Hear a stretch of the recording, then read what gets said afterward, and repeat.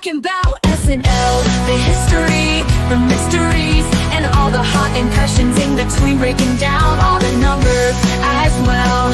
In your favorite sketches with special guests, it's on the Saturday Night Network.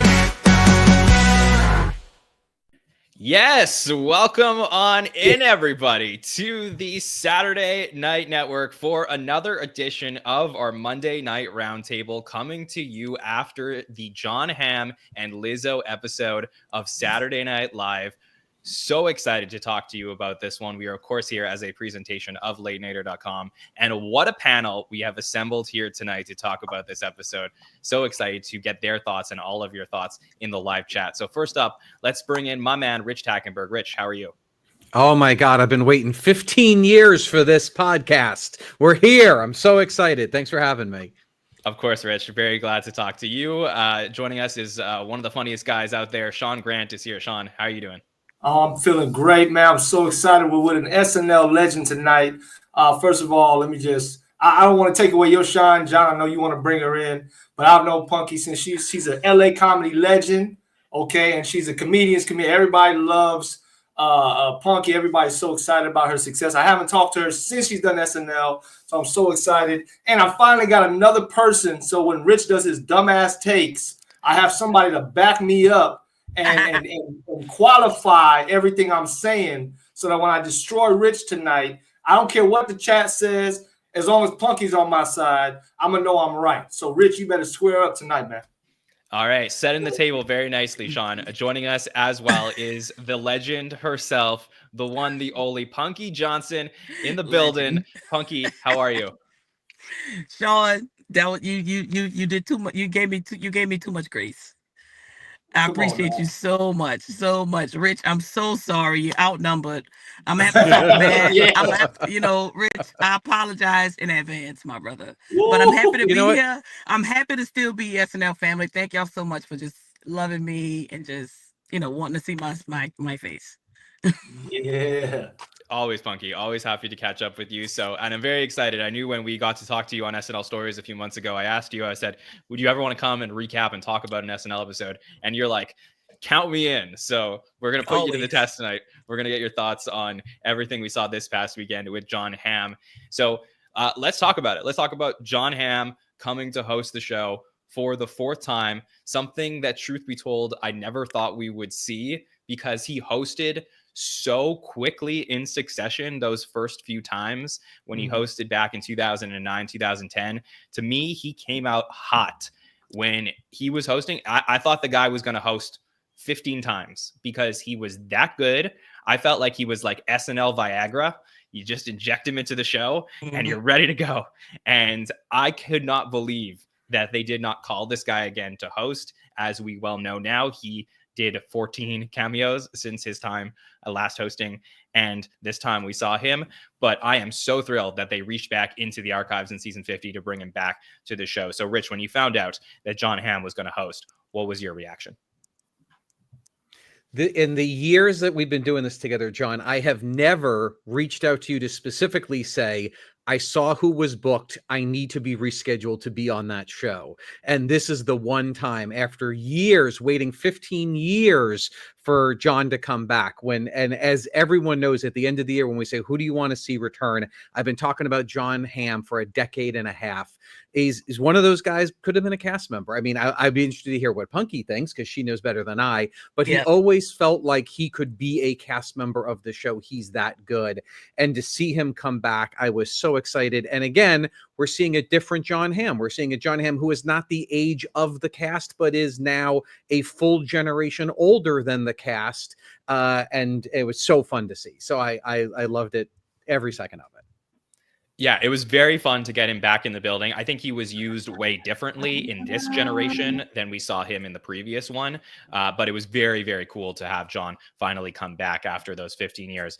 Sean Grant, let me ask you, are you a fan of Jon Hamm? What did you think about him when he got booked for the show?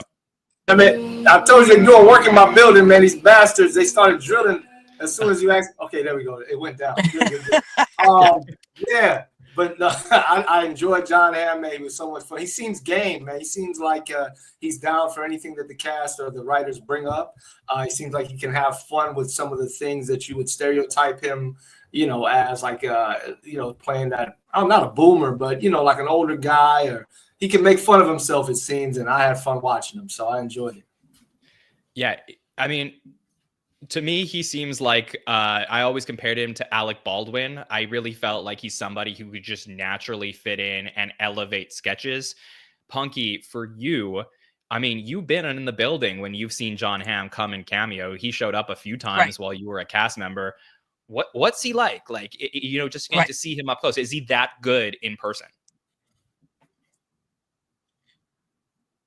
To me, that good is a person that really, really just be chilling. You know what I'm saying? Just like really be chilling, really humble, speaks to all the cast. I like the type of, if we talking besides talent, I like the type of person that'll treat the CEO the same as the person that he's that type of guy off top. So with that, and then him being, of course, really stupid, silly, and funny.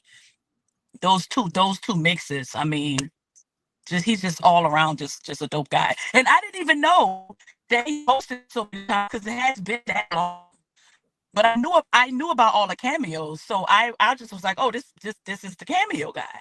So I'm just happy that he's hosted for the fourth time, and I'm happy he do one more. He's gonna get his jacket, his robe. That's a great point, Rich. From a legacy perspective, how does he, rank to you? Like, is he in the pantheon of the all-time greats, especially after seeing this last episode? Yeah, to me, again, I think he elevates every sketch. He's so game. He can play so different parts. He's not afraid to look stupid. He's not afraid to play against type.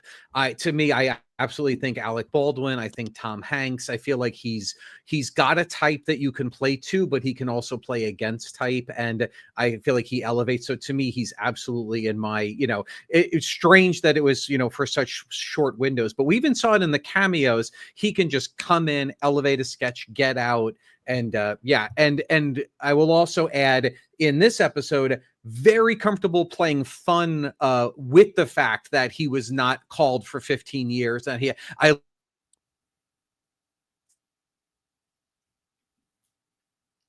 Are you guys getting love Rich his right thing now? about, how cameos are more. Oh, yeah. Oh, no, you losing me? Am I back?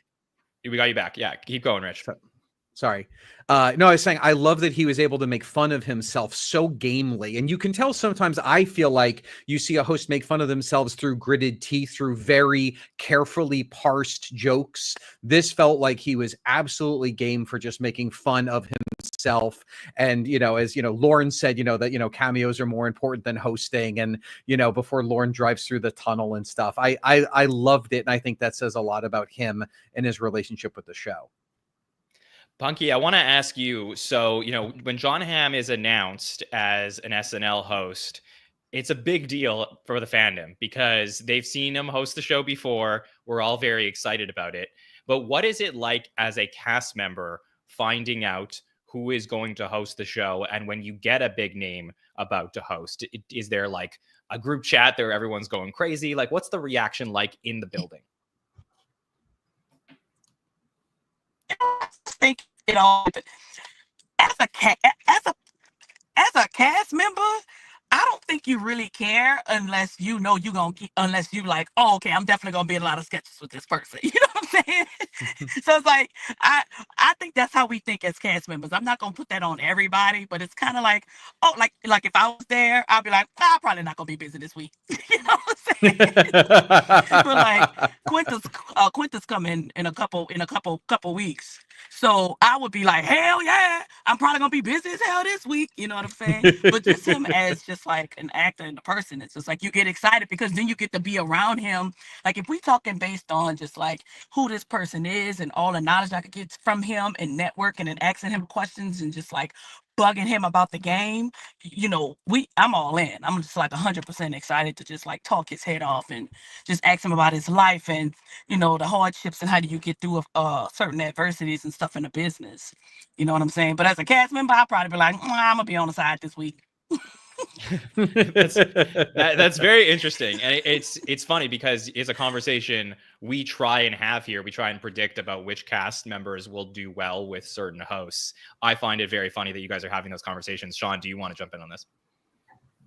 Oh no, I just love Punkie. That's one thing. I don't know if you knew it, John. Punkie gonna keep it real, man. She's just the realest. Like her, and I don't know. I know her opener Dicey very well. They the realest motherfuckers, and like they go. I'm sorry, I cuss. See, he gonna cuss me out for cussing, but if Punkie cuss, no, you're good. You're good. Say nothing. You know, but no, man. Punkie, like she gonna keep it real, and that's a real ass answer. Like that's something that. Yeah, I mean, you know, as a player, you want to play, and I love to hear that from Punkie. I love to hear. I'm glad that the people watching, people in the chat, are going to hear like what it's like behind the scenes. I can't wait to get into the show and let them hear that. Yeah, definitely. Well, let's do that. Let's get into the show. Let's talk about what we saw here this week. So we'll start off with our cold open that we saw this week, which is a cold open that we've seen a few times, and definitely while Punkie was a cast member. So I can't wait to ask her about this. We see sort of, you know, this moment in time that's frozen by James Austin Johnson's Trump impression, where we open on the cleansing of the temple. It's like an Easter style cold open. In walks James Austin Johnson's Trump. And he's going to go on a rant and freeze the cast behind him, where he's going to say, many people are even calling me the Messiah because of the Messiah made out of the economy. Yes. So he, you know, is going to talk about all of the things that he did over the last couple of weeks. And we get very meta with this cold open, maybe the most meta version of these tableau sketches that we've seen, where he's going to talk about some of the cast members that are stuck there behind him, including Emil Joachim. Featuring Emil Joachim. You know, who says, you know, wishes he could play Jesus. We get a little bit of Mikey Day's commercials. He's like, oh, no, wait, my Great Clips money. I need my Great Clips money. And then, of course, you know, Kenan Thompson, who leaves the sketch a la Morgan Wallen. Kenan's back there, too. I love Kenan. Yeah, I'm leaving. Yeah, so he could pull that shit off now that he's been around for so long. So a lot of fun was had. This is maybe the most meta cold open we've had in a very long time. I would love to know from you, Rich, how did this play for you, given all the differences or the similarities to some of the ones that we've seen from this era? Yeah, this is a cold open where, you know, the very first word of the voiceover says Easter, and I know what the cold open is. I know exactly where we're going. I know all the moves. And with that said, I thought this really delivered. In my heart of hearts, this would be the series finale of these Trump tableaus, like get out on a high note, because I thought it was so good and so fun. I loved the opening. I like that even as we're doing the setup, we have a little moment with Mikey as Jesus, where Kenan's like, oh, Jesus mad, like just a little bit of flavor to it. I thought it was really fun, and I loved the meta-ness of it. I thought it was super, super fun, and the reactions to the meta. So I thought this was great. And I'm going to even ask Punkie a question, which is, as a viewer, when he was making fun of the cast members, the way that they were smiling, I almost wondered if it was semi-improvised in the moment, because the way that Sarah was laughing and the way that Mikey was laughing, it was almost like they didn't know it was coming. I don't know if it's got that vibe, or Punkie would know better than I. Maybe not, but it felt so in the moment and so fun. I loved it. Well, James is just that good. I doubt any of that was freestyled. I mean, some stuff you just like. I think a couple words you'll just let roll off the tip of your tongue, just depending on the moment or whatever. But James is just that smooth and just that good that a lot of times I was like, is this motherfucker? Is he? But he wasn't. He absolutely wasn't. But I love the fact that Kenan rolled out, because he's like, you ain't about to roast me. And when he said, it was so funny because Ego Face said it all. It's just like when he said she doesn't want to be here, I was just like, it looked exactly like she don't want to be there right now. She's like, let me out of this sketch. It was so funny. I think my favorite part of that sketch was calling himself Donald Jesus Trump. That was my favorite part. I don't know why, because it sounds like it's honestly one thing that is probably the one thing that the real Donald Trump has not said that I know he probably wants. So it's very true. Who wrote that, like, nailed that sketch. Well, so you mentioned the Ego line, so let me play that one because that one was really great. She's thinking about walking. Do I have the juice to scoot? I don't know. She had a big hit last week, Miss Eggy. But she's not going to do it. Because these men ain't what? Don't say it. So good just to get that. I mean, to bump up, this moment that Ego had in Weekend Update last week, Punkie, where, the cast, the audience like swore. I don't know if you got to see this during Weekend Update, but she had an amazing moment. For me, it was really, really fun to get that back and forth between James and Ego. Oh, absolutely. Oh, I don't miss Ego moment. That's my dog. I talk to Ego every week. So she made headlines like on almost every huge social media platform with her sketch. So going back to what you said, Rich, like, was it a freestyle? I think like certain parts you can freestyle. Like when the audience says shit, she's like, we get fined. And then she went back. Like, I don't think we getting fined so for great. that was in that sketch. Yeah. Yeah. Yeah. Like, oh, we getting fined for that. And then she jumped right back into the which she was right. They probably are not fined or whatever. But Yeah, it's also Sean- Lauren. Like Lauren did anything. Like Yeah, that's and she did mention Lauren obviously last week. She said Lauren's not going to like this when the audience was going rogue, I guess. Sean, what did you think of this cold open, the cleansing of the temple? Yeah, I enjoyed the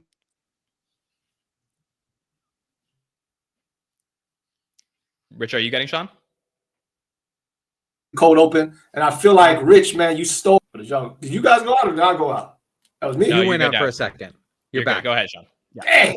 See, I know this is some sabotage, man. I feel like Rich stole my notes. He's messing with my Spectrum internet because you're taking the steam out of me, man. You know I get off on disagreeing with Rich, but yeah, I enjoyed the model. I enjoyed the cold open. I enjoyed seeing the cast play with one another, and it would look like spontaneous moments. Just seeing them. I mean, that's an improv game, that tableau where you freeze. But to call out regular stuff, the mouth being open, that's a tough choice. All that type of stuff, man. Fun, and it's fun to see them play together.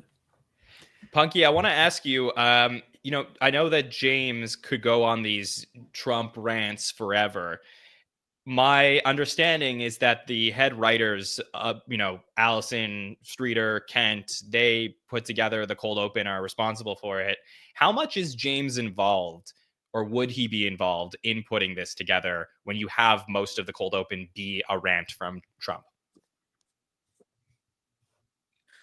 James first, well, number one, James is very smart.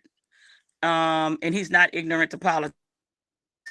So just him, he does one of the best Trump impressions. I think by him being very smart, understanding politics, understanding his character and the choices that the character would make, I think I'm 100% going to assume that James is heavily involved in certain in certain punchlines and tags to the scripts. Okay. I would want, like, you know what I'm saying? When a sketch is based around a person, I think they got their hands in the pot pretty heavy to make sure everything gets done right and it could flow according to that person's strength. So I think he was heavily involved. Okay, that's good to know. So, Rich, in your opinion, you think that this is probably where we should end it with these Trump tableaus? Anything we could get more from? Yeah, I these feel in the like future? unless you could get even more meta, to me, and I also, the fact, and we alluded to the fact that they called out Ego from last week, because I think that last week in the cold open, he called out the Morgan Wallen piece from the week before. So I don't remember ever two cold opens in a row calling out something from SNL from the week before. So I love the meta. So to me, I would say as a fan, I either say you did it, perfect, we got it, let's wrap this up and find the next thing, or go even deeper with the meta and actually have him start interacting with the fictional characters or something. Because I feel like we've done it enough that it's like, how do you do this again? But it was so much. Even, by the way, you guys mentioned, him calling himself Donald Jesus Christ, Trump. But I loved his line about how everyone's saying Jesus Christ these days. Look at your 401, Jesus Christ. Where did it all go? I thought such good writing throughout the piece. I thought it was great. Yeah, it was really fantastic. And, about the meta aspect of these cold opens, Again, I think the reason why it's so important, beyond the fact that I just love it when SNL gets meta, is that it really incentivizes a viewer to watch every week. Because if you didn't watch the Jack Black episode, you would not get what went on in this episode. If you didn't see what happened with Morgan Wallen, you would not get that joke from last week. So it really is encouraging people at a time where they're just watching sketches online and not full episodes to perhaps invest further into the show. So it's to me, it is beyond just some funny lines, a really smart production strategy by James, the writers in the show. But I'll say, I don't think you had to. I agree with you, John, that it makes you want to go back and watch it if you didn't see it. I don't think you had to get it, like, because I didn't see it last week, I'll be honest. But I still got that something happened and I want to go back and see it. And it didn't take away from the performance, in my opinion. I thought that, you still get what's happening. There were some sketches that I didn't get, and I can't wait for us to talk about as far as the White Lotus, because I don't watch the show, but I could tell. Anyway, we'll get into that. But yeah, it didn't feel like I needed to have watched last week. But did it not make you want to watch what? Oh, exactly. Yeah, that's what I'm saying. It made me want to go back and check it out, but it wasn't like, oh no, this takes me out the sketch because I don't know what James is talking about or something. Like, it was just enough. But I like what you're saying. I like that it's just enough to not make me have to go, I need to watch every episode to get the next episode. But I do want to go back and check it out to see what the fuss is about, because apparently it was a dope ass moment. Punkie, when you were there, the thing with Keenan? What? I was going to ask you. The thing with Keenan is, like, if you didn't see last episode, you could also assume that Keenan didn't want to get roasted. So he was like, before you say anything else about me, I'm out. So you know what I'm saying? So you could because I forgot what happened last week for like 2 seconds. And I was like, look at Keenan, he don't want to get roasted. So he out of there. So that was like my first thought. And then when I thought about it again. Maybe too much bitters. Oh, this is perfect. Oh, I'm sorry. My daddy bought me a drink. So so when I remembered about it, I was like, oh, that's Tito's and soda with little bitters. My father, he knows me, my father. But when I watched it, I was like, oh, that's I was like, he don't want to get roasted. And then I was like, no, it's like, yo, they teasing what happened last week, kind of letting people know, look, it is what it is, it was what it was, and we so stupid, we'll joke about it, we don't even care. Right. That is an interesting question that I think would be great to ask you, is like, when the fans of the show make a fuss about a moment, whether it's a good thing or a bad thing, is that, like, in the building, are people like, oh, we should maybe include this in the lore of the show? Is because I know, like, a couple weeks ago with Morgan Wallen leaving, it became some news. And obviously, the audience, reacting and swearing, Ego made a great moment out of it. But, like, is that reaching through to the people at the show and the producers being like, okay, now we're going to be a show within a show and talk about these things? Mm-hmm. What's his name? John Whalen? That's his name? Morgan Wallen. Okay, yeah, okay, whatever. My bad. I was tripping. With his situation, I think the world in itself made such a big deal out of it that it was worthy of oh, okay, you want to do that, and you want to get on a plane and you want to say these crazy things in your story. To me, it's like a thing of like, well, this is how we let you know we don't give a fuck about what you had going on. Like, this is like a thing of, you wanted to do something so bad. It looked like he was just like, man, F these people. Kind of what it looked like, right? Like, we don't really know. No one, he spoke around it, trying to drop little hints about how he felt, but we don't technically know why he did it and how he felt.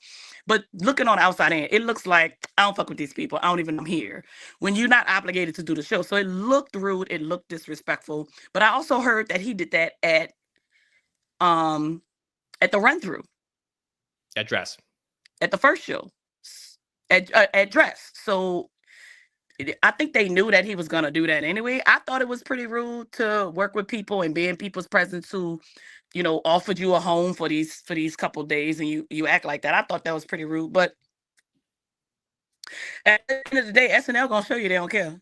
Bitch, I don't care. You want to leave the show? You want to act like that with us? We gonna you said this is the way you said fuck us. This is the way we say fuck you. And you know what? I so appreciate you saying that because I was saying that exact thing that night, and so and I just got so many DMs for my comments. But I know that is how a lot of people felt, and I think that we'll definitely talk about the Jon Hamm episode all night. So just to do a little 2 seconds on Morgan here, because we do have somebody who is very close to the cast. I always felt Punkie when I saw something like that was such a big deal a couple weeks ago, that I felt compelled to say something. Like, I felt compelled to say that I don't think that Morgan should ever be back at SNL, because I feel like the cast can't say something. And I know, like, we've spoken about that before, that like sometimes like in the building, you almost feel like you can't just talk about anything you want to talk about. Do you think that's true? Like, do you think that there's like people at the show that would have loved to speak about that moment, but probably can't given their situation at the show? You know what? I feel like when it comes down to a situation like that, the cast just probably don't even want to give no attention to it. Because it's just like it's like somebody just coming in your comments and insulting you for no apparent attention to that. Oh no, you gonna fight with this person that don't know who you are, or you could just block, or you could just block the noise. So it's just like, I wouldn't even like. All right, bet that's how I feel. Bet. But I think Keenan spoke for the entire cast. I think he said something, and he's the senior member.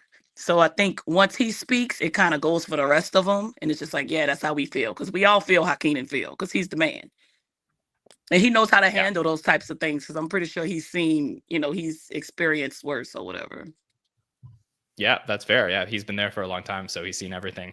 All right, well, let's get further into this. I'm excited for Papa Punkie to keep feeding Tito's over the Punk, because we're gonna get a Cat Williams episode tonight, man. She gonna get real tonight. We're gonna have a club station up in here. Do not put me on Shannon's job. We gonna pop the fuck off. About to go to another level. I just need like about 5 more years. Give me like 5 years to where my career is cool. Can't nobody come and say, oh no, we gotta blacklist this bitch. I'll be too far gone. You can't blacklist. But nah, man, I ain't gonna nah. I'm not gonna go crazy like that. He went all the way in. I don't even want to do that to people. Right. Well, rules have been thrown out tonight. We can talk about anything. So, but let's try and do a little bit on the show. So, Rich, I will send it over to you for the sketch that you want to kick off our conversation with. So I will, going back to last Sunday night around 10 o'clock when we finished the season finale of White Lotus, and I did not understand why I just wasted 8 hours of my spring watching this show. The answer was last night Saturday night when I got to see the White POTUS episode, which paid off those 8 hours watching White Lotus so well. It was so fun. It just a really great amalgamation of it.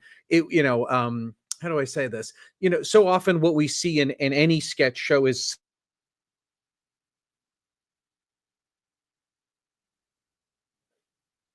just simply putting celebrity impression. But hopefully I'm back.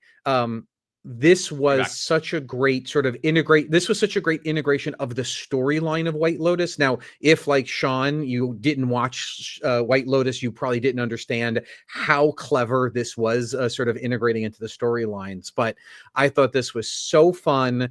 I thought the cameos were great. It was so fun to see Alex and Beck back. This was, I thought, just such a great moment of the show. Really, really fun. Yeah, this was fantastic for me. This, to me, I said was one of my favorite, if not my favorite, pre-tape of the season. It was so clever, the way that they integrated what is currently happening with Trump and the Ratliff family that's happening during season 3 of The White Lotus.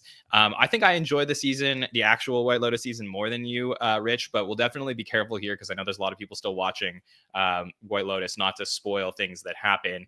And I think the sketch did a pretty good job of giving you the gist of what goes on in season 3 of The White Lotus without, actually spoiling the show, which is really important. But this is something that SNL doesn't really do anymore. They don't really take current media like TV shows and movies and then create a real parody of it in the way that they did a lot in the 90s and the 2000s. And it seems like The White Lotus, for some reason, is so monoculture that they want to cover it. And Punkie, you were in a sketch a couple of years ago called The Black Lotus in Aubrey Plaza's episode, and that came together really well. So what did you think of The White POTUS and just SNL deciding to cover a current TV show? Well, the crazy thing is I don't really know anything about shit. I know certain things like from doing the black one where it's just like these rich people and they're just out here doing rich people things. So I don't even know about that in real life because I don't do rich people shit. But my thing is, I think that they kind of articulated that so well that, first of all, number one, it makes me want to go watch White Lotus. And second of all, number two, they make everything look like, I mean, it was just watching it. I was like, this is some genius ass shit. You know what I'm saying? Like the writers over there are just super smart, man. And sometimes I get so mad. I'm like, why doesn't my brain think like this? Because it was such an excellent sketch to me. And to me, it wasn't even like super mad funny. It was just super smart, if that makes sense.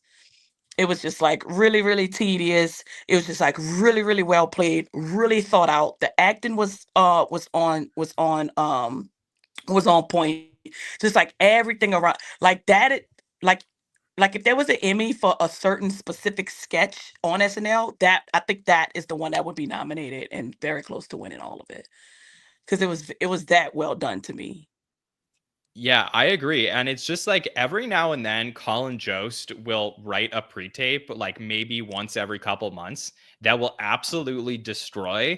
And he won't take credit for it online like a lot of other writers because he's not like on social media that way. But like, I got to shout him out because I think he's one of the greatest writers that SNL has ever had. Like we know about his on-screen persona and him as an update anchor, but Punkie, as a writer, Colin is unbelievable. He's a very smart man to mix the two together like that, to just like kind of just, it was a protein shake, it was the powder and the bananas and the fiber and vitamins. It was the thing that kicked off your morning. It got you through the day. It was a protein shake. It was a fantastic. It was chef's kiss. I thought that the whole sketch was kind of perfect. Yeah, it was the pina colada shake, just that they put together was really, really well done. And I thought also getting Alex Moffat and Beck Bennett back into the fold was fantastic. Just to see them there, they both have not. They were at the 50th, but they both have not returned to the show since their time as cast members. So to get the Trump kids together, buddy, did you just blend your gold Rolex? You said it was about time. Which was so great to get, not to have somebody replace his role as Eric Trump. So good. So that was awesome. Yeah, it was excellent. And it's always a pleasure to see Alex and Beck. I mean, come on, you know what I'm saying? Oh, and Beck so comes great. in and he takes Trump out. It's just, first of all, that looked so gay. It looked like he was about to seduce him. I was like, what? What kind of left turn is this sketch about to take for a second? Well, it is a little bit of a play on something that happens in the show between some of the women at the White Lotus and one of the workers who is actually a Russian worker named Valentin, and they had a great play on the fact that, instead we're going to go for, Putin. So we get this. Vladimir. Okay. I think we're all having weird dreams. So it really was very clever that the way that they mixed the show with what was happening in real life as well. So Sean, I want to get you in here. What did you think of the White POTUS? Well, I'm going to go ahead and I have deeper takes than Rich, because I'll go ahead and say this. Like, I really shit on Rich. Because as a comedian, here's the thing. I didn't get what was happening. I didn't know. I was like, why is she doing a Southern accent? And then it started to come together. One thing I love about SNL is you can kind of hear it working in the room. You can hear it, people laughing. So as comedians, there's stuff that we hear that we may not get or may not know why the joke worked, but we can tell that it worked. And I think I enjoyed hearing it work and realizing that I'm just not going to get it. And I think to what you said, John, about the thousands, us doing more.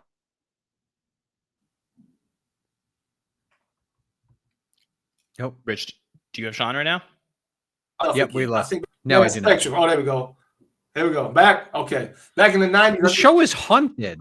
We're all getting killed here. Yeah. Man. Oh man. Spectrum is about to hear it from me. But no, I think Sean, you bored the internet. How is that possible? You bastard. No, but everybody was watching Family Matters, or was watching, Step by Step. Everybody was watching certain shows. I think now, like, I watch body cam footage. I keep watching body cam footage, hoping I see Rich getting his ass whooped by the cops one day. So I don't watch White, Lotus, but I have to go back and watch it because apparently it's John says he loves it. Rich says he hates it, but watch 8 hours of it. Like, what's wrong with you? Are you crazy? What is wrong with me, Sean? That is a good question. Yeah. Well, I'll bring it back to something that you said, John, in the beginning, which is I agree. The show does less of these, probably because of the lack of monoculture, because we live in a I got him. Splintered media universe. I will say, as a fan, to what is here we go. Now it's me. See, now I board the internet. Am I back? Yeah, you're good. I was saying that it's just wrong. I was commenting, I'll repeat quickly, that I agree. It seems like the show has gone away from direct parodies of shows and movies because we don't really live in a monoculture anymore, and it's such a splintered media universe. I will say, as a fan, I would always rather see SNL mock the specificity of something, even if it's not something I directly know, rather than generic to something that none of us necessarily identify with. So I will laugh at Sabago Gigante as much as I will laugh at a sketch about White Lotus, even though I don't watch one show and I do another, because I know I can tell the writers are making fun of something specific, and the specificity almost always comes out to me as real. Yeah. Okay. Check. Really fun humor. So I hope they do more of this, and then I'm gone. No, you're good. You're good. Okay, so just for like running the show, I just want to let you guys know, just if your internet cuts out at all, just keep talking, because I could always push it together for audio, so no stress. But for the live viewers, just bear with us as we go through the show here tonight. Hopefully everyone's internet behaves. So I think it's really interesting when you do a parody of a show like this on a week where the host isn't from that show. That to me is way more rare than anything we've seen in the past. Like in other eras of the show, when somebody is coming in from a specific form of media or a specific project that's gone really big, they would make fun of that project because you have the actor from it there. So I think with Aubrey Plaza, who was in the second season of The White Lotus, it was really like made sense to do the Black Lotus that week. This to me was just, obviously the show feeling like the popularity of The White Lotus was so big that even if you didn't watch the show, you would have experienced some sort of news or, some scene from the show. But there's a couple things from the sketch that I want to bring up. One is, I don't know if you guys have seen, but Amy Lou Wood, who plays Chelsea in the show, was played by Sarah Sherman in this sketch. In the sketch itself, Jon Hamm as RFK Jr. talks about removing fluoride from the water, and then says that, this is going to affect people's teeth. And then they turn to Chelsea, who has like some big front teeth and has been a huge topic of conversation over the last few months. Well, the real actress, Amy Lou Wood, then comes out on social media yesterday and says that she feels like this was really making fun of her and was really mean and unfunny. I thought this was so fascinating because SNL has gone way harder on people for many generations, and they don't typically go after a celebrity for their looks anymore. So, Punkie, I got to get you in here to talk about this a little bit. I don't know if you knew about this, but this to me was really interesting that an actor themselves would be offended by some physical humor compared to what we had seen in like for generations at the show where they would just rip people. Well, the question is, so since I don't watch, so I don't know how this woman looks. So does she have a teeth problem in real life? I don't think she has a teeth problem per se. I mean, I don't know how to describe it. Because I can understand if this was like I can understand if it's like a personal attack on her character, on how she is in day-to-day life. But I don't think I would necessarily understand it if they're 100% just kind of making fun of a character that you play on television. I don't think I've connected the two. Right. Because they're making fun of the show. They're not making fun of her personally. No, I think in this specific No, they case, were. They were making fun of her. Yeah. Okay, Her teeth are. Well, look. They were making fun of her teeth. Yeah. Okay. Well, look. And listen. Fuck. I don't know. At the end of the day, no one likes to be made fun of. Let's just call a spade a spade. You know what I'm saying? It depends on what level you on with sensitivity. That's the business. We all get made fun of. People gonna talk shit about you. People gonna run sketches about you. People gonna mock you. People gonna do what people do. So it just depends on what level your sensitivity is. And SNL has a great platform. It's a bit.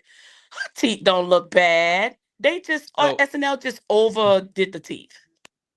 Yeah, so just to put up on screen if you're watching us on YouTube. So we have Amy Lou Wood, who plays Chelsea, on the left. We have Sarah Sherman, who is playing a version of her in this sketch, on the right. Again, I think it's interesting because there has been a lot of like White Lotus talk about her and her teeth, and it hasn't all been negative. Like people are like, oh, her teeth make her look beautiful. Like there's been a lot of talk about that. But I thought it was really fascinating because actually a couple of weeks ago in one of, and maybe it was even the last run that they did, James as Trump was going on one of his rants. And at one point he said, he mentioned White Lotus and the girl with the teeth. So it's not like SNL has not addressed this before. But I just find it really interesting that, the actor noticed this now and said, okay, well, this was too harsh. When maybe SNL has honestly gotten too soft that people are now not used to this type of thing, Punkie? Is that possible? I mean, I don't see anything wrong with her teeth. I think she's a beautiful woman. So like she is, for sure. Yeah. Nothing is wrong with her. She's great. Look, I think a lot of things are strategic. You know what I'm saying? I'm not saying this is true or not, but I think sometimes SNL will pull the strings at people, cause controversy, just to be like, come host the show and show everybody we cool. Like, you know what I'm saying? Like you really never know the situation. It's like, let's cause some shit, It's like getting Dave Chappelle to come host the show when it's election season. It's like everyone's going to fucking watch that. It's like the guy that walked off the stage the last week. You kind of, if you think about the two different POVs of the way, like the world I've never seen the world so split in my life. The last time I've seen the world this split, it was for the O.J. Simpson trial. Like the world is split. It is far left. It is far right. It is woke. It is not woke. That's how split it is. We know that the guy who sung last week, we know he's not on the woke side. He's not on the POV of SNL. So the two clash. They don't mix. So you already know you're watching because you think something's gonna go down. Because like, what is this guy doing here on a platform where they don't support any of his beliefs? Well, and that's what's interesting about this whole thing in comparison, right? Because, it would be, traditionally or conventionally, not woke to make fun of the way somebody looks, but yet SNL went there. And I think that there's, truth be told, is obviously I feel bad for her if she was actually offended by this. But I was going to make the point that you made, Punkie, which is I don't know if anyone made this connection yet, and I hadn't seen it if they have, but SNL UK was just announced this past week as happening in 2026. One, I guess stock up for Amy Lou Wood to potentially host one of the first episodes of SNL UK next year, because I think it's exactly what Punkie's talking about. I think that I'm not saying that they telegraphed the whole thing, but this is the type of thing that they're going to lean into now and be like, well, the girl that we made fun of on the American version of Saturday Night Live maybe will now be hosting the British version of Saturday Night Live. So am I off base, Punkie? I think you on base, there are several ways to get people to tune into a show. And I think causing controversy is a huge way. And this, to me, this is very small, but I wasn't the one being made fun of. So I don't really want to, say that, because if you're offended, you're offended, and you can't you can't tell somebody how to be offended. You know what I'm saying? You can't tell people how to receive that.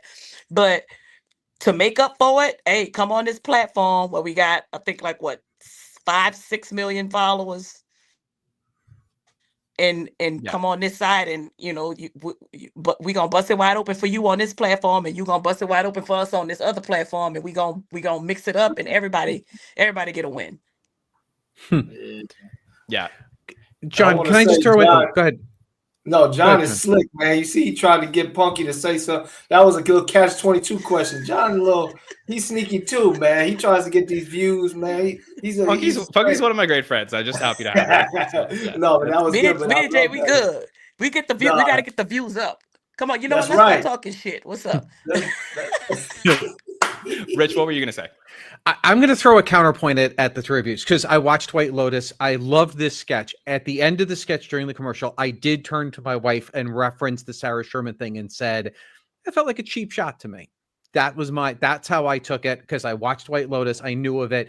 Usually when SNL is making fun of someone's physicality, it's because the person themselves has done something embarrassing or said something obnoxious, and they are intentionally making fun of someone who has done something that is reprehensible or that deserves to be made fun of. This was not the case. To me, just me, it did feel like a bit of a cheap shot. What I thought about the next day is how interesting that SNL has evolved to a place where that stood out to me. Oh, man. Damn it. All right.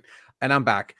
To me, the fact that it even stood out to me as a cheap shot, I think speaks volumes to the other 99.9% of the sketches and the writing and the performing that we have in year 50 kind of moved past that as the norm, unless the person has done something where the cast feels editorially this person deserves mocking.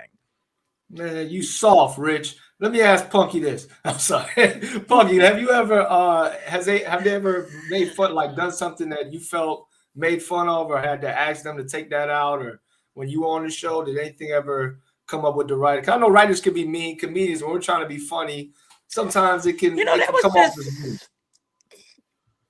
For me, no. I don't think I've ever been put in a situation to where I was like, I don't want to say that, but I have seen it. I have seen it, when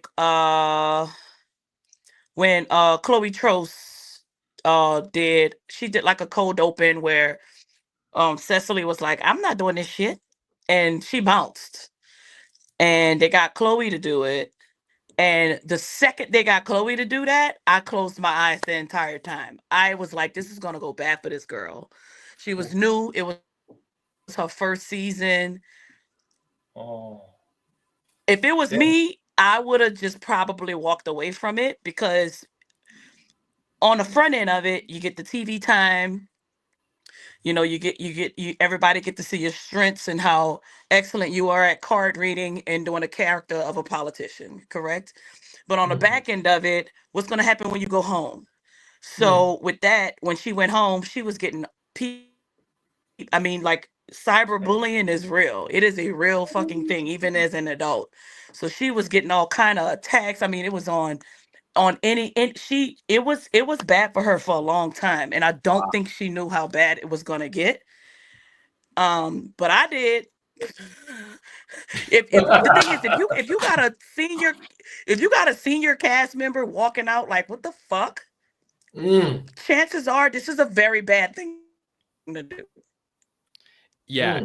But then you got somebody who's new and she probably didn't even really understand the depth of the situation, and who's of course is very excited to be on TV. It's her first year. I think she understood a little bit, but not how much you can be attacked on the outside of the show.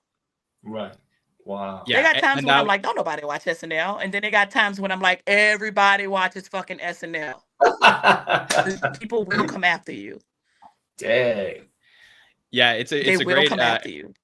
It's a great answer to the question, because I obviously that was a huge deal last season, and just to remind our listeners of the background of that, it's a cold open that had a lot to do with anti-Semitism at college campuses, and Cecily was brought in during dress and then was not there for the live show, and then Chloe Trust would replace her, and I believe that Colin Jost was a big part of that sketch, and Cecily and Colin are also very close, so there's a lot of like behind the scenes relationships there. And then to put Trost out there during that was a huge speed bump in her promising rookie season. Ultimately she would not come back, and certainly a part of her story that hopefully we could talk to her about down the road. But I think it was a very fascinating by comparison situation, so good one to talk about. On the way the world looks at it too, because I'm looking at it as an artist, like, oh man, this girl is talented. She can step up, fill the shoes of somebody else just like that. She can do characters. She can, read the index cards. I mean, I thought that she did an excellent job. So as an artist, that's how I'm looking at it.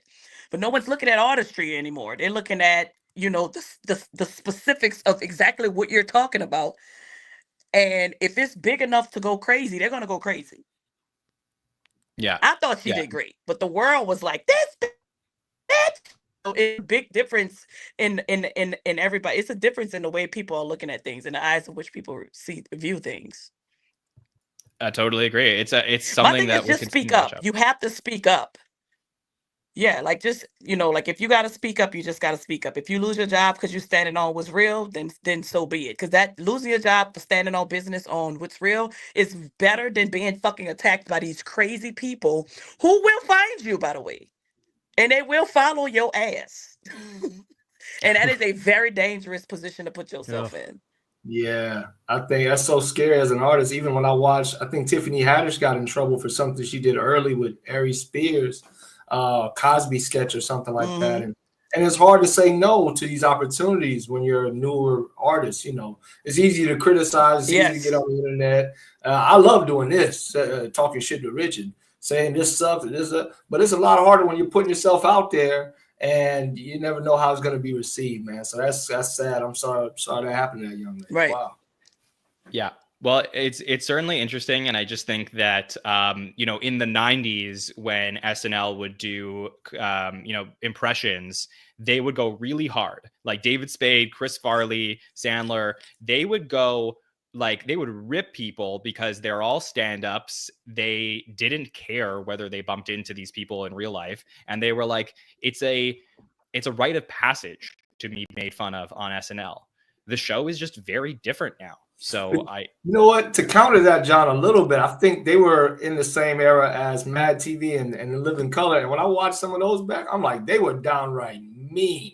Like when I see some of how they would impersonate just a regular person, I was like, yo, like they would just, without it even being in the joke, just make somebody's head extra big or whatever, like a pimple, like whatever. They would add, like Jim Carrey when some of his impressions was mean as hell. You're like, that person, that's almost... Woo, but yeah, but so I guess compared to that, it's just a different time, man. You're showing your age, John. You old. Hey, even we're not that long ago, Bobby Moynihan was playing Snooki. Right. Yeah, and it's like, you know, again, it's just probably a different time as people are more sensitive now. But I would love to talk about this sketch that you want to get into, Sean. So let me send it over to you. So what are you going to put Oh, on my the bad. table? I'll make it quick, man. Look, I love my favorite sketch of the night was Check to Check. Check to Check Business Channel, written by Brian Tucker and Asha Ward, and it starred Ego and it starred Jon Hamm. I just love the writing. I thought it progressed well. I thought it was mathematically comedic in escalation. The only part that I thought, I didn't understand the dolls part with Andrew Dismukes, but I guess that's some investment people have been making recently, or it had something to do with that. But again, I could tell it worked in the room. So as a comedian, I could, I didn't have to go researching too much to realize. And then it crescendoed with Keenan's part. I thought we could have even dug in more because I love those cereals, man. The fake cereals, I grew up on those, Cocoa Roos and all that type of stuff, man. So it was a great sketch. I thought it was timely given the times that we're in. Nobody knows what the stock market is talking about. I do because I'm on Robinhood now. But maybe a rich person. I saw your take on it, John. You didn't like it because you've been rich all your life, but you ain't never been told to put that damn toy back or whatever it was. So yeah, man, I really enjoyed that. That was real. And, yeah, how rich can I be? I got a Funko Pop behind me as well. So yeah. got a Dick in the Box guys over there. But the I mean, this was a fun idea, and I'm really I don't think I disliked it. I just think my take on it at the time was that it really dates the episode at a time and place. Like, it's one of those things that feels like, okay, if you ever go back and rewatch this episode, this was happening like right around all the tariff drama, because they go from like talking about in the cold open to this sketch. I think the framing I didn't love of it, but the actual performances were pretty good. And Punkie, in the pre-show, you told me that you want to talk about this one a little bit. So what did you like seeing here? The reason why I love that sketch so much is because it described me to a T. Like, I'm the type of person, I don't look at price tags. I've never, even before SNL, I never looked at price tags. If I wanted something, I worked hard and I got it. I've always been blessed to be put in a position to be fortunate, not rich, fortunate. Just very, very two different things. So if I go places, I really don't know how much things cost till I get to the goddamn register. But we are now in a time where I'm like, nah, I don't need Bounty. I'm gonna just go ahead and get these Amazon paper towels. Like, I am off brand like a motherfucker now. I don't do, the only thing that I do on brand now, I think on my is Dawn, Dove, and I think that's it. Like, everything. Oh, Dawn, Dove, and Angel Soft Tissue, because my ass gotta have 2-ply. Other than that, I am on whatever the Amazon Basic Essentials is. That is being delivered to the house. I done got rid of the car. I don't drive. I live in New York. What the fuck I need a car? Get rid of it. I have gotten rid of so much stuff, and I cannot believe. And here go the crazy part. This is what I never knew. The off-brand shit is just as good. So I might stay there.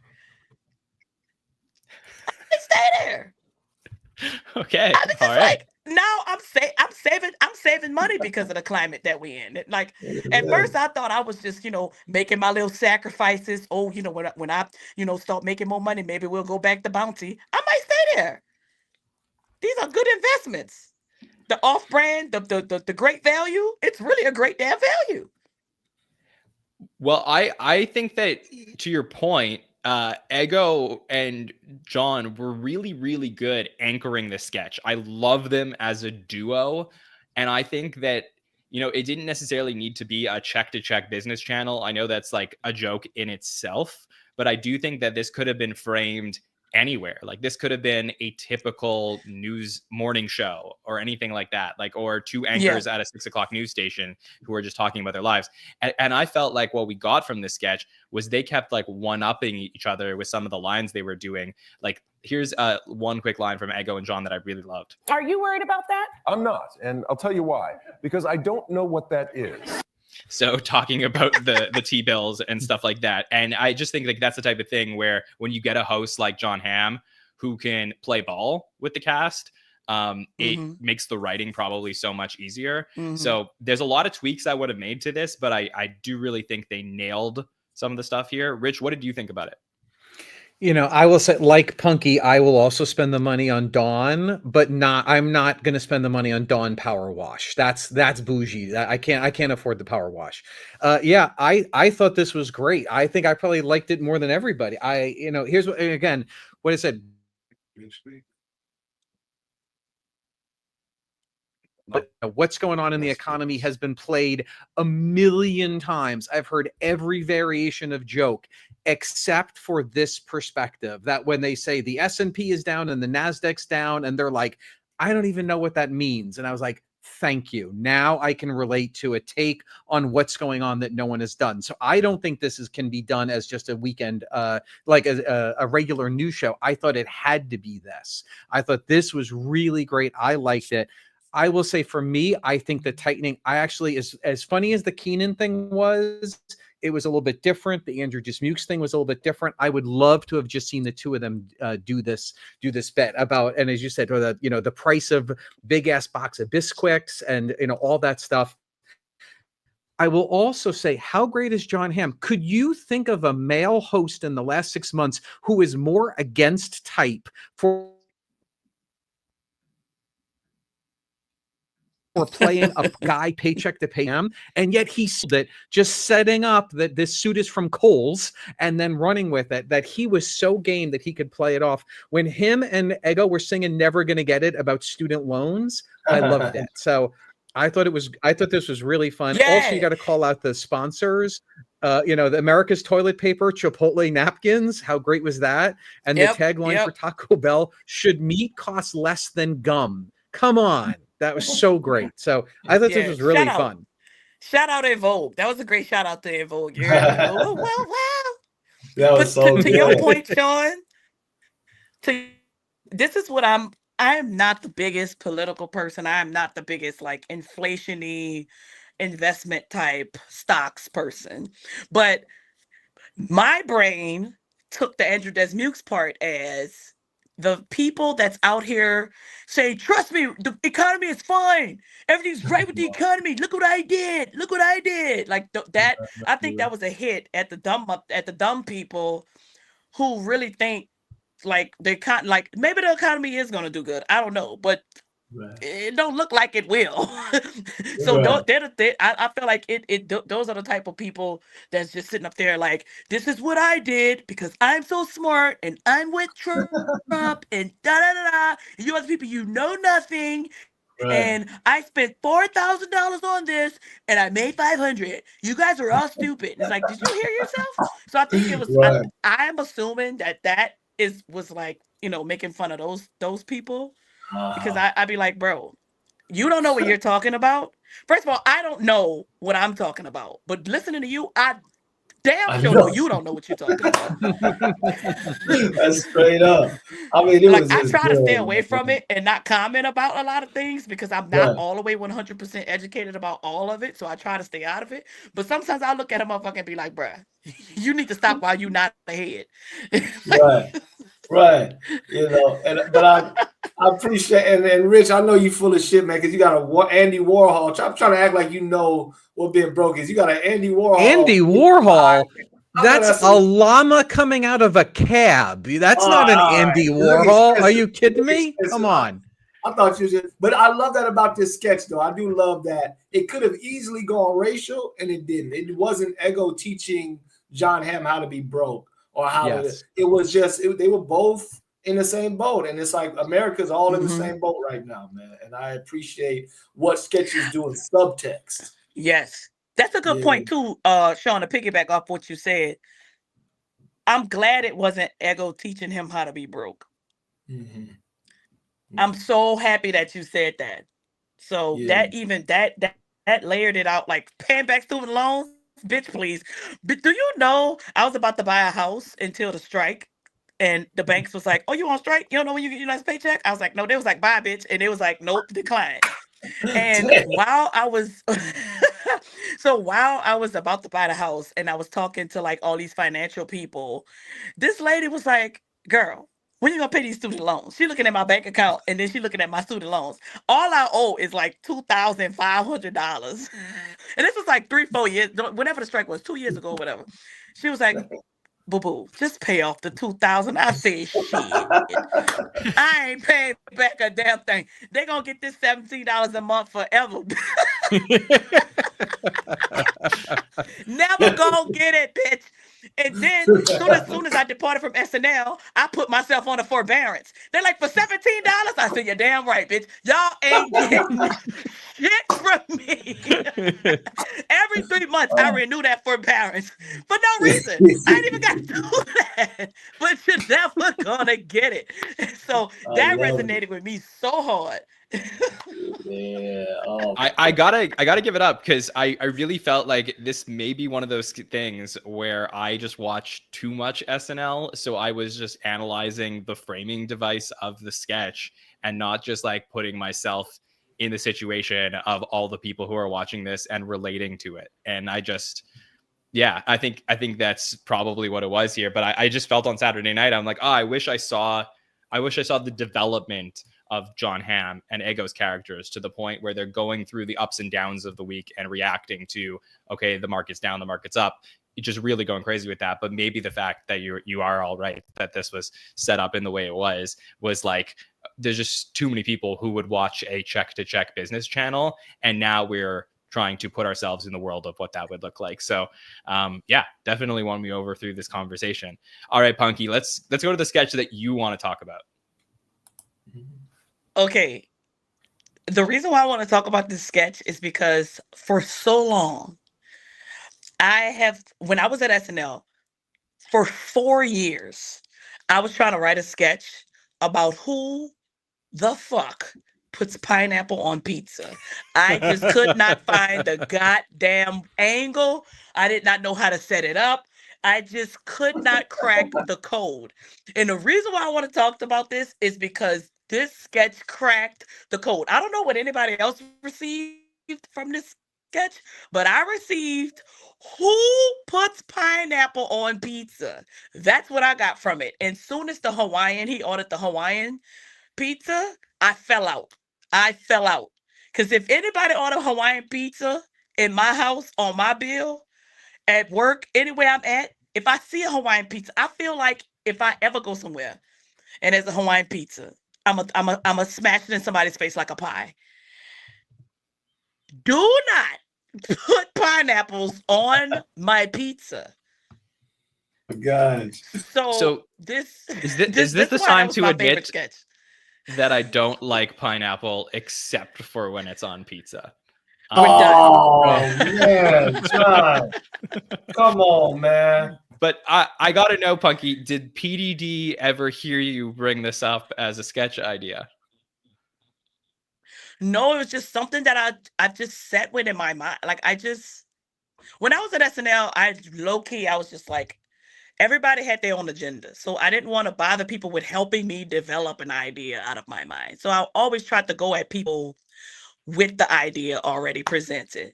So I always kept it on the inside. But I'm low-key mad. I'm like 17% jealous that I couldn't crack the code. It was brilliant. It's like, somebody missing a dog. It's a woman. You know what? Look, we just gonna lock down. We're gonna order a few pizzas. We find pizza. Oh, all right. And then like I got 3 of these and then 3 Hawaiian. Oh, what? And like, let's forget the woman that's missing. Right. Let's jump onto the more important issue here of why you like pineapple on pizza. Well, what I thought was so interesting, which is a big talk. Yeah, well, what I thought was so interesting is that like it is a very funny sketch idea, but I felt, and Rich, I can't wait to get your opinion on this. I felt like Jon Hamm was like kind of miscast in this sketch. Like you would never think of him as the guy in the room who is the one that's upset about ordering the Hawaiian pizza. Like to me, he's like so prototypically the cop or the FBI agent in this sketch. So it was really interesting for me to see this develop in the way that it did. What did you think of it, Rich? You know, as a PDD sketch, this is probably everything I don't like in a or I should say, this had none of the elements that I typically love in a great PDD sketch, being in their room, kind of doing everything in that world, them playing themselves, the hosts often playing themselves. I thought this was really fun. I really liked it. I liked that it kept changing. It starts out, the joke is Hamm is the guy who cares more about the pizza being ordered than the mission at hand. Then the joke is that he's, basically a 6-year-old child in a room full of adults. Then it becomes about pizza and pineapple, and whole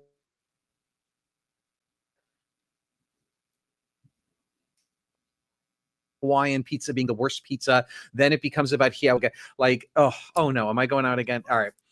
Keep going. So I liked how I liked how the joke of this, like anytime I started to go, oh, I get it, I know where this is going, it turned and went somewhere else. And highlighting with with the pineapple, the Hawaiian pizza, which also I am not a fan of. So I also related very much to this. It was really fun. I liked it, and it had a lot of different twists. So it never got predictable to me. I thought it was fun. All right, Sean, what did you think of it? I guess in my old age, I'm turning into a little bitch, man, because I loved it. The only beat to me that maybe kind of took me out of it, or was like, man, maybe they went a little too, it just got too real there, was when they were explaining it to the mother. Like, I was like, I don't know if we needed that beat. Like, I was like, damn, that's like, that, I love comics for pushing. I would never say, like, if I was proofreading a comics thing, like, oh, that's too mean. But as far as when I was receiving it and watching, I was like, damn, that beat was maybe a little too much to make fun of even though it's all fake, I get it. It's not real. But that beat just took you know why you know why you feel that way? What was that? You know why you feel that way, Sean? Because Ashley is such a great freaking actress. It felt too real. When she came out, like, if Sarah would have came out, Goofy Sarah, my child, then you would have been like, oh, all right. But Ashley was so good. It shifted my brain into thinking I was actually watching like a SVU episode. Like, it felt that real. That's how good that girl is. And then Vagina called her daughter a dog, I was like, damn. Like, what are you talking about, John? But I do like the left turn that they took when the door opened and it was slowly walking, and we was like, oh, okay, that's gonna be the person they're missing, and it was the fucking Hawaiian pizzas. I was like, yo, that's how let's just end this. And it seemed like a shorter sketch too. It seemed like a nice 2-minute sketch. I don't know how long it ran, but it felt short. I felt like I could have used a little bit more.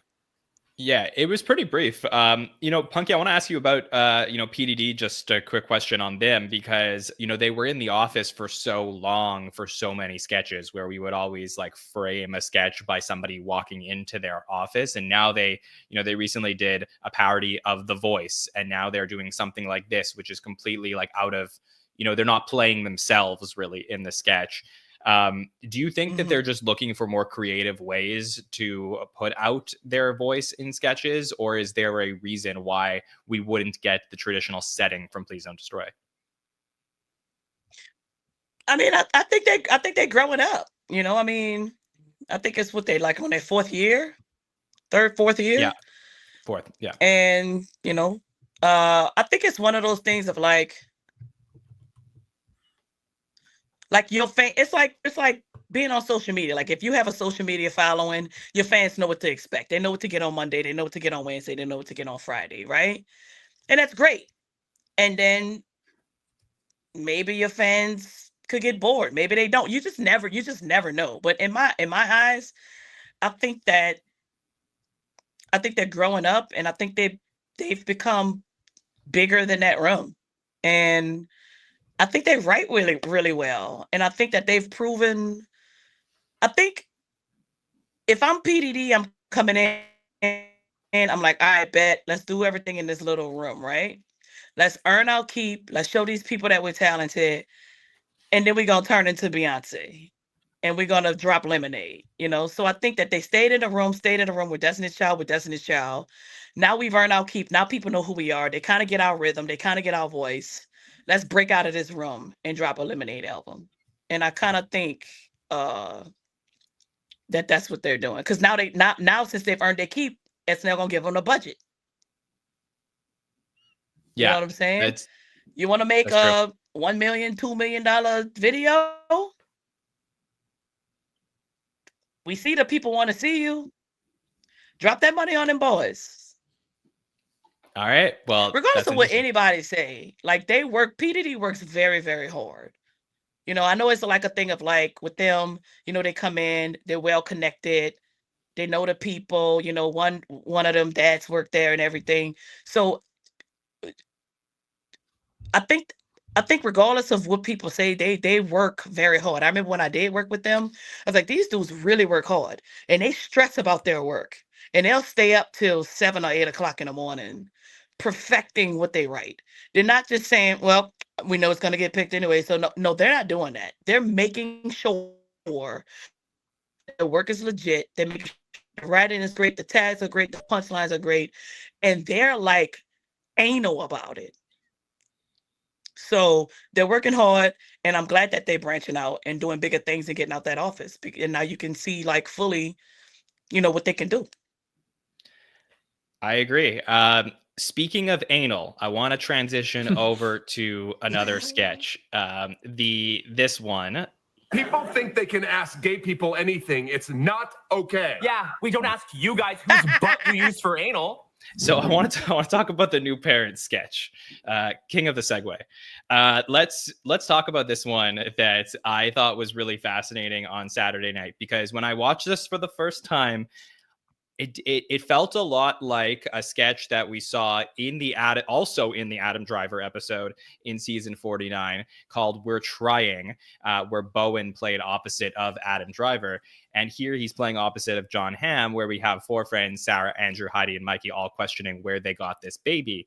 And my take on this sketch was that the lines within the sketch were super strong. Like, I felt like the back and forth here was really great. I just felt like from a sketch perspective, it was getting a little confusing, like why there was no answers to any of the questions and why the back and forth was happening in the way that it did. So much so that I felt like this was a sketch that probably crushed at the table.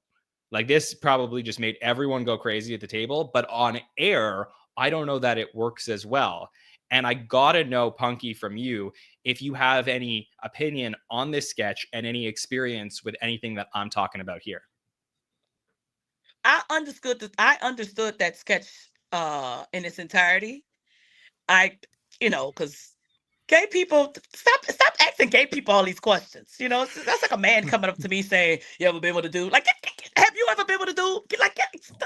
Get out of my face.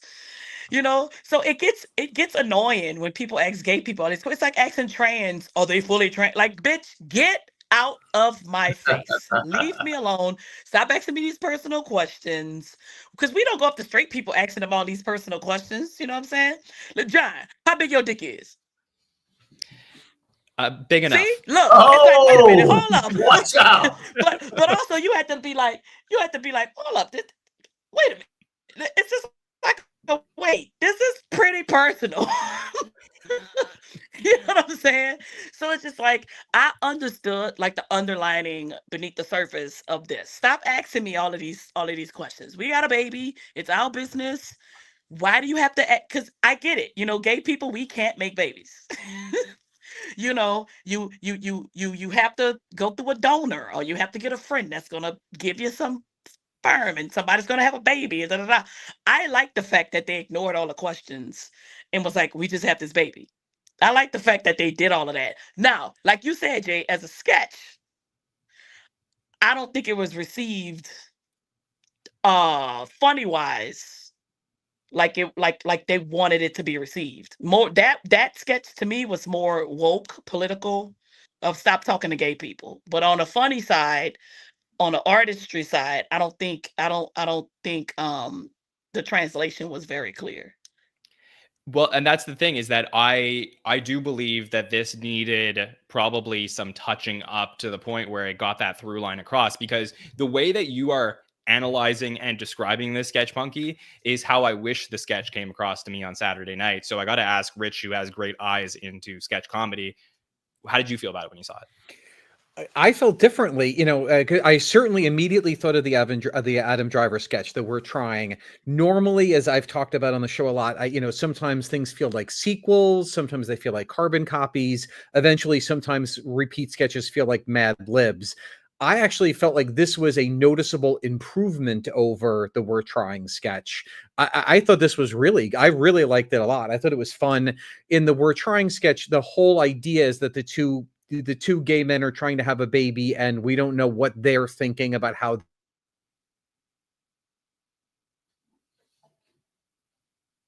they're going to physically have a baby. And it was so surreal. They're clearly, these two men just stole a baby and they don't want to admit that they stole a baby. So I get the premise that they're talking around the fact that they just stole a baby from someone, and they're using political correctness and wokeness as a very silly shield from admitting that they stole a baby. So I thought this was really fun. I thought the writing was really sharp. I loved watching the other cast members have so much fun working with the two of them. I thought that Jon and Bowen played so well together. Again, Jon Hamm playing, not making fun of a gay person, really, but just playing a gay character with Bowen. I thought they worked together so well together. So I really liked this. I thought this was way more fun than the audience seemed to, and as you guys did. I liked it a lot. Yeah, that's certainly interesting. I will say this line for me was one that I felt like I should clip. God, they should come up with a word for when people have a phobia towards homos. Jon Hamm to pull that line off and pull it off so well. It was really well done. Sean, let's get your perspective on this one, the new parent sketch.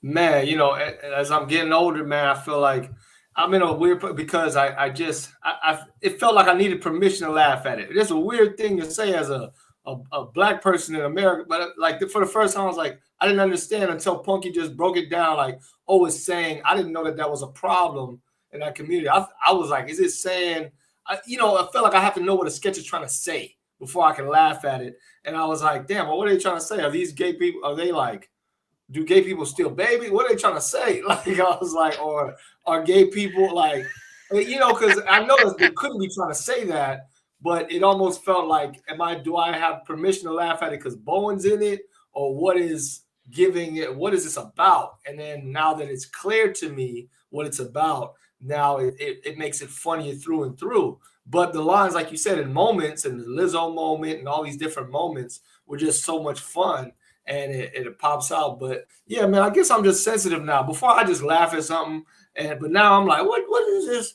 What you trying to say? I feel like black people always had to do that when white people make their jokes. And I hear what Rich says off the air, and sometimes what's Rich trying to sit down? Rich is not.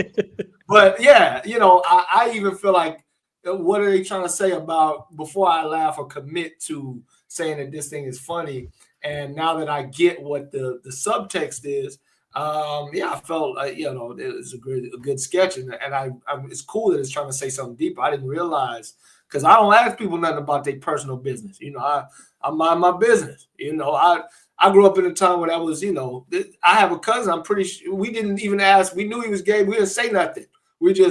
But his daddy knew, and we just act like we act like we didn't know. You wait for them. His daddy just like kind of look at him like,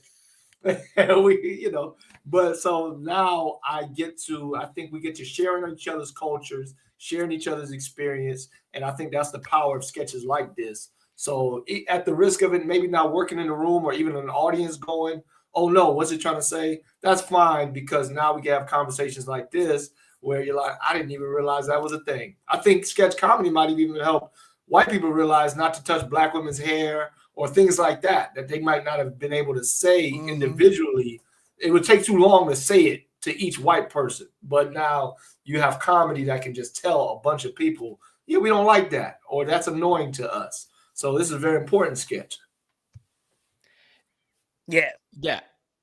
And I didn't even know the thing of, like what you said, Rich, of they stole a baby. That didn't come across to me at all. So it's crazy how everybody thinks, but also now that you say that, and I'm thinking about it, I'm like, oh yeah. Maybe I'm the one who took it deep. Maybe I'm the one who was like, I'm tired of them asking gay people all these questions. I think it's just interesting though, like, I love everything we're talking about. And again, like, this is probably one of my favorite roundtables ever, because you guys are convincing me about sketches that I didn't love watching them, but then talking through it, I enjoy them even more. I'm just like, I just wonder if there was just like a little tweak here or there, where when we had Sarah, Andrew, Heidi, and Mikey all questioning them, I wonder if maybe it was like too many different people all playing like versions of your typical Mikey Day role questioning them. Because I thought, actually, in fact, I thought Heidi was maybe the best opposite of them. She was doing these like subtle things with her voice, where she would, instead of just asking a question, she would be like, but where did you get the baby? And like, she would just be like, it was like very deliberate. And I have to feel like, just because you mentioned, Punkie, before, how good of an actor Ashley is, that, you know, Heidi also comes from the Groundlings, and I'm sure they've connected a lot this year.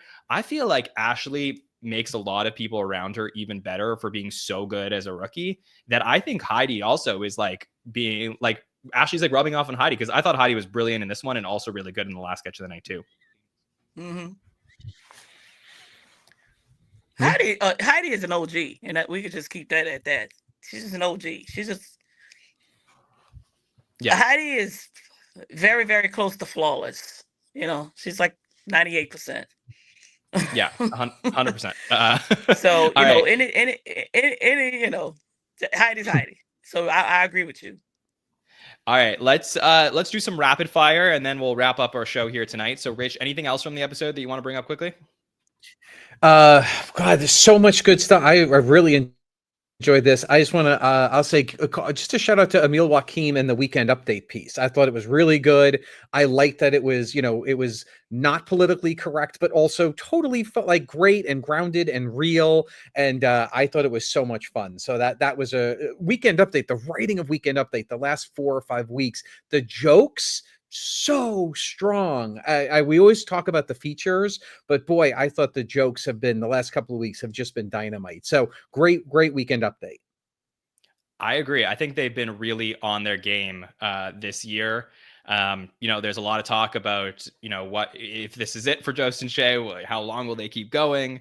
But I think that they've been really, really on their game. And obviously Emil, you know, it's interesting, Punkie, that Emil Joachim is somebody who, as a rookie, we saw a lot of him in the fall, and we have not seen a lot of him in the second half of the year. And I have to wonder if giving him an opportunity to put him on the update desk was that boost he needed in his rookie year to get back on track. I'm sure that you can relate to that experience of, like, sometimes you just need somebody to, like, you know, throw you a bone to get that moment where you can go out and do some stand up on update just to get your footing back. You know what? I agree with you, because my first year, I think me doing my character Pineapple, I think that saved me for the second year. Because I was having a very, very rough first year. I was having a rough every year, but this year in particular is because it was COVID and you wasn't able to really spread and talk to people. And then that, for when I did the Pineapple update, I hadn't really had any characters on. And at 3 o'clock, 4 o'clock in the morning, they told me the sketch that I was writing wasn't going to go to table. They was like, you got to write something else. I was like, it's 4 in the morning. They was like, well, get it how you live. And so my girl, who I was on the phone with, she was like, write about the stripper. Write the stripper and Paul Pierce. I was like, I bet. She was like, no, don't write it as Punkie. Write it as the stripper. I was like, oh my God. She's like, yeah, just say all the things that Paul Pierce did for you. I'm telling you, it's gonna go, babe. And it did. And that, when I did that update at the end of the year, just like Emil, Colin, Che, like everybody was like, you'll be back next year. That was the one that showed people that you can do stuff like this. So hats off to him, especially when you're having like a rough time. Hats off to that guy. I'm happy. I'm happy for him. I can't wait to see him. I'm gonna go to the show in a couple weeks, and I can't wait to see him and tell him. Yeah, I think he punched his ticket to season 51 with what he did. And it was just really just, you know, getting ready to embrace the YouTube comments, as he said, I thought was a really great touch there. So Weekend Update, Absolutely phenomenal. Sean, what about you? Anything else on your list that from the episode you want to talk about? Man, I just gotta congratulate you, John. I know, look, he played it cool this whole episode. John's gonna cry like a little bitch, man. He got Punkie on here. The show is stepping it up. You got the Joe Piscopo interview. You got the Punkie Johnson interview. You got Punkie Johnson joining the cast. I remember when it was 4 people in these damn comments talking about, and they're all Rich's family agreeing with his stupid ass takes. Well, and now we got a full audience, man. The channel's growing. We got legitimate legends and alumni coming on here. Shout out to you, John. You the MVP. You my MVP, man. You worked hard. I don't think you even leave that room, man. It must stink in there. Well, thank you, Sean, I should clarify, not all white people are my family. Oh, hey, why you took it there, man? Yes, they are. And why you took it there? No, yeah, Sean was just like Something that's racist. Me. yeah. Well, thank you, Sean. That was very nice. I do appreciate it. And obviously Punkie's been a great friend, so really happy to have her here tonight. So just, yeah, for me, honestly, from this episode, there was so many great moments. I did really enjoy this one. I thought Bowen was also really, really great on Weekend Update. Well, now that everyone in America is losing all their money and rights, it's kind of like we're both communist. So he just absolutely crushed that one.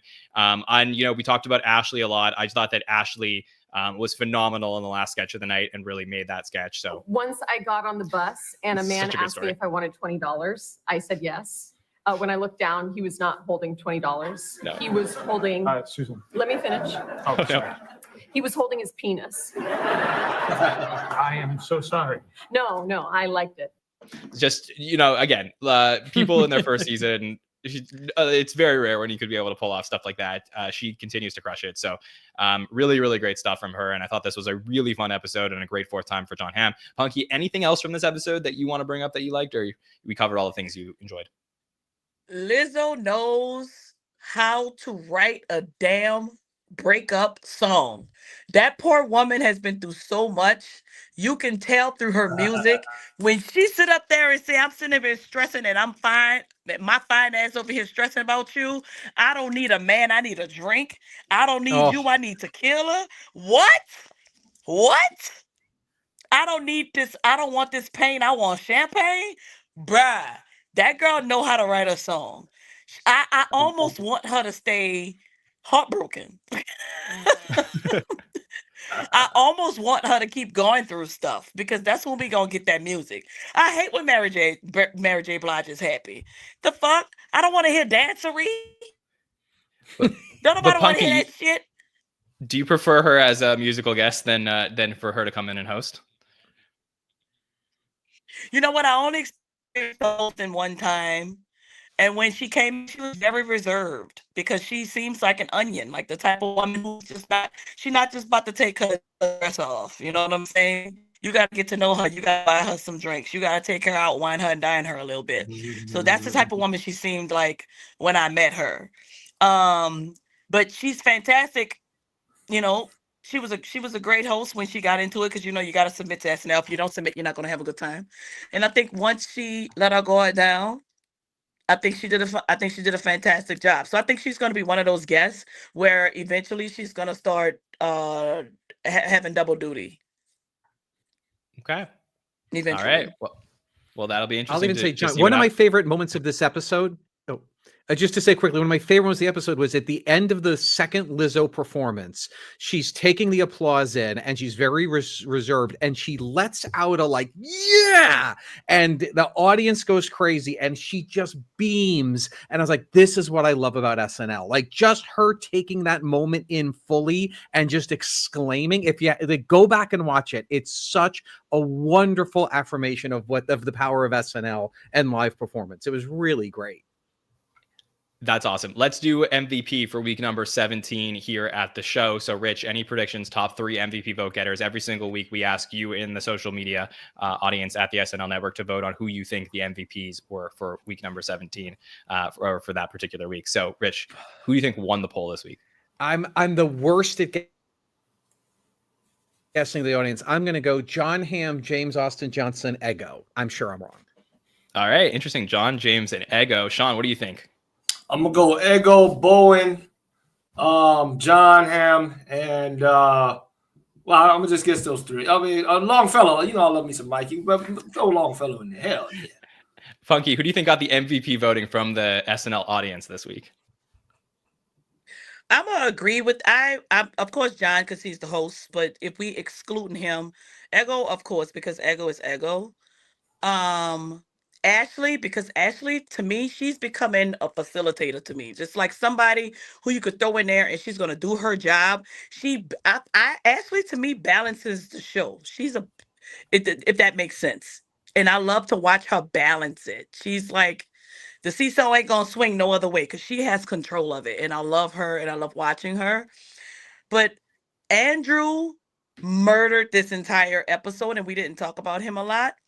But he killed this entire episode. He was lit. He was in almost every sketch, and he lit it up with his position. So I'm gonna go ahead and go with those three.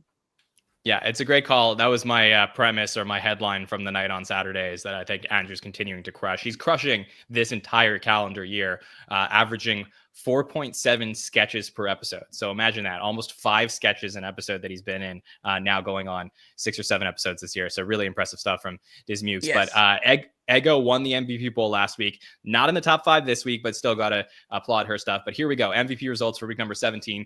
Jon Hamm does win the poll, our host, with 36% for this week. James Austin Johnson playing Trump a couple times in this episode, 23% of the vote. Rookie Emil Joaquin with his performance on Weekend Update comes in 15% of the vote. Another rookie, Ashley Padilla, 8% of the vote. So great to get some more accolades for Ashley here. And then special guest Alex Moffat coming in for 5% of the vote. People happy to see Alex back at the show. Of course, Beck as well. Scarlett Johansson in that sketch. So just a really, really fun episode 17 before we go on our break for the final 3 episodes of the season. Coming up first on May 3rd with Quinta Brunson and Benson Boone. So Quinta Brunson obviously hosted back in season 48 in an episode that many people do remember as being a fantastic one from that season. So many great creative sketches, just completely felt like she fit in really well back in April of 2023. And I am very pumped to have her back at the show. I know that she was there for SNL 50, so that was really cool to have her there and to see her back in that audience Q&A sketch that Tina and Amy did. But Punkie, I got to ask you, because you were a cast member when Quinta hosted the first time, did you expect her to come back so soon? What was it like to have Quinta Brunson host the show? I expect Quinta to come back every year if it's on her calendar to do so. She's great. I didn't expect her not to come back last season. She should have did 49. So it's just like some people, I'm just like, oh yeah, she'd be right back. She'd be right back. She'd be right back. So, but Quinta's very busy. So she might be like a every 2-year person. You know what I'm saying? Every 2-3 years, whenever her schedule sees fit. But Quinta is one person, you know, some people just belong there. You know, some people just SNL family. It just comes natural to them. And I think she's one of them. Yeah, she was really, really good in everything that she did when she was there, Rich. So your excitement for Quinta Brunson to return and host the first episode in May? Oh, I think she's great. I mean, you know, so many people know her wonderfully from Abbott Elementary, but she's sketch, she's improv. Obviously, she's a writer. She co-wrote that show.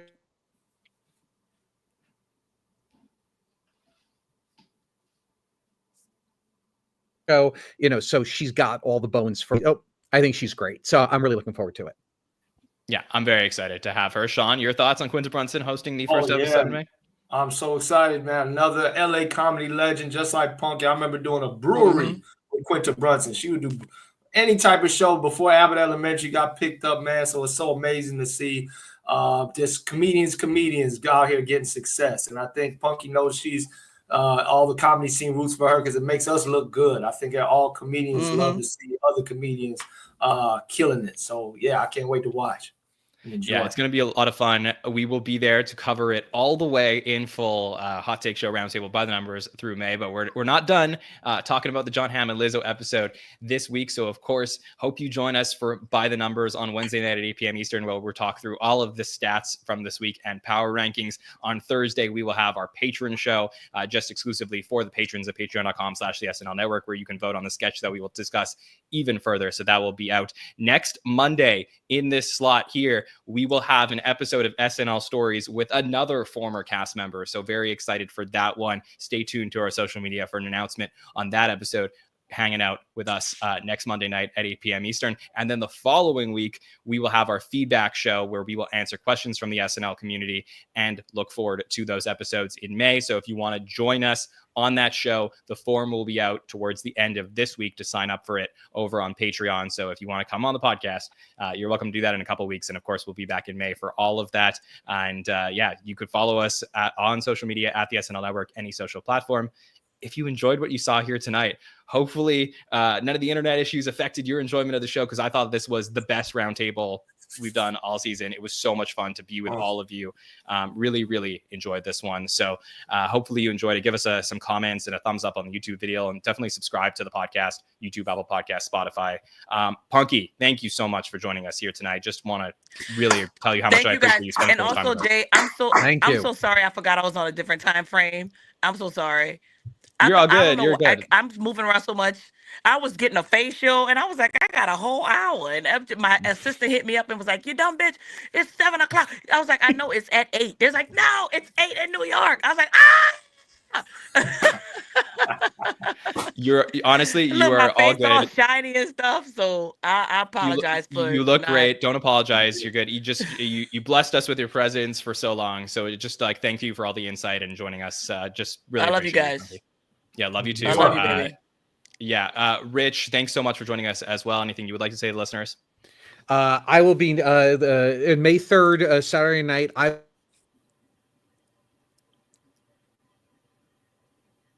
will be live texting to Sean explaining this. If you need, you can be part of that. That's perfect. Sean, anything you would like to plug? Any shows you got coming up? I'm so glad that Jesus cut off your damn audio as you was trying to roast me, man. Yeah, but no, this weekend I'll be in Nashville, Tennessee. Come check me out at I think it's a Helium, maybe I'm with King Badge. And then please, Chicago, come out to Riddles. I don't have fans like that, but I'm headlining Riddles Comedy Club. I paid for the flyers. These dope expensive, so come out, man. It'd be embarrassing.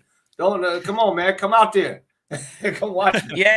Yeah. Go see my boy. He eating Devontae to pay for them damn flyers. Yeah. Yeah, 100%. He eating Devontae pizza to pay for them flyers.